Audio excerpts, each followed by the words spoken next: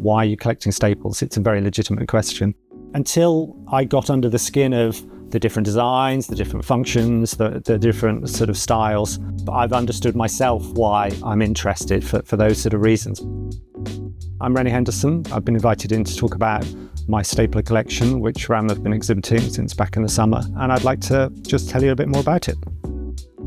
Bit of a strange story really, but people will remember the pandemic in around 2020, and a lot of office-based workers had to work at home. And as I was tooling myself up effectively for working at home, I was handed a stapler by one of my colleagues who said, try this, have this, on me if you like. And I picked it up and I looked at it, and it was so different to the stapler that I'd used before. It was made of metal, it was heavyweight, it was robust, and it was reliable at the same time. It didn't jam, it didn't cause any problems. It was basically a better product. And I thought, well, quite interested in this now. And so I started to explore the world of staplers basically. I think I probably have about 100, as your visitors will see in the cabinet. I just got really intrigued by the different methods by which you could staple paper basically, or staple other things. I started exploring online, as you do, the history of staplers, and I pretty quickly focused on American staplers as an area that was quite fertile for me. The bulk of the collection now is probably American, maybe over 60%, because those are the ones that have attracted me most. So I do have a favourite stapler. It is the stapler that I'm holding here now, which is made by Swingline. Probably dates from about the 1950s. I like it because it's heavy. You could knock in a nail with this stapler and you probably wouldn't damage it.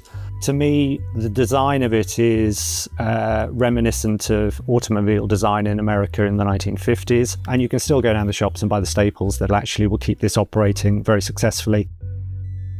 Got a few weird ones. Most people will probably be quite familiar with how you fill a stapler. So you basically lift the top up and you pop in the staples, which come in a strip, which is glued together to make them easy to install. But different manufacturers had different approaches to filling their staplers. And the Swingline 333 that I've mentioned is a standard lift the top up, drop the staples in. But this is a stapler made by Aceliner. The way that you filled this stapler was you didn't lift the top up. You actually, there's this rather strange round button at the back of the stapler, which you basically push in, lift up, and basically the spring comes out and up.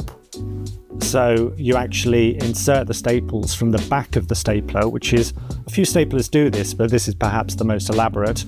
You slide in the staples and then you add, this is spring loaded here, you then close it by adding that back into the back and you're ready to go. So fantastic design, seems to work, but quite unusual in the world of staplers. What I understood, or what I've learned, is that it's a very big field. And if you're looking at staplers in particular, there are different niches effectively. If people look at my collection here, they will see that I'm geared to chunky American chrome metal staplers. That's what I'm interested in. The Disney company, for example, produced a whole line of staplers with their characters sitting on staplers. There's animal staplers, there's whatever it might be.